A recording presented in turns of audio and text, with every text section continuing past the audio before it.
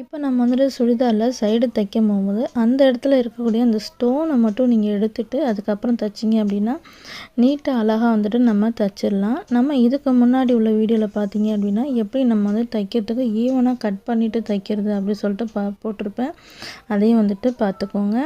நம்ம ஈவனாக கட் பண்ணிவிட்டு நம்ம தைச்சா மட்டும்தான் நமக்கு இந்த ஸ்லிட்டு பகுதியில் நீட்டாக வந்துட்டு தைக்க வரும். 2 பக்கத்துமே வந்துட்டு அழகாக வரும். இந்த ஸ்லிட்டில் நீங்கள் என்ட்ரன்ஸில் வரும்போது அந்த இடத்துல கொஞ்சம் ரிவீட் தையல் வந்துட்டு போட்டுக்கோங்க. அப்போ தான் நமக்கு வந்துட்டு சீக்கிரமாக நமக்கு பிரிஞ்சு வராது, நல்லா ஸ்ட்ராங்காக இருக்கும். நம்ம துணியே இத்து போனால் கூட நம்மளுடைய தையல் வந்துட்டு சீக்கிரமாக இத்து போகாது. அந்த அளவுக்கு வந்துட்டு தைச்சி கொடுக்கணும். தையல் கற்றுக்க போகும்போது எந்த இடத்துல நம்ம தையல் வந்துட்டு ஸ்ட்ராங்காக போடணும், எந்த இடத்துல தையல் வந்துட்டு பெரிய தையலாக வந்துட்டு போட்டு தைக்கணும் அப்படிங்கிறது வந்துட்டு தெரிஞ்சுக்கோங்க. அப்படி தெரிஞ்சுக்கிட்டு நீங்கள் டைலரிங் தைக்கும் போது எல்லாமே வந்துட்டு ஈஸியாக இருக்கும். கஷ்டமாக இருக்காது. சீக்கிரமாக வந்துட்டு தைச்சி முடிச்சிடலாம்.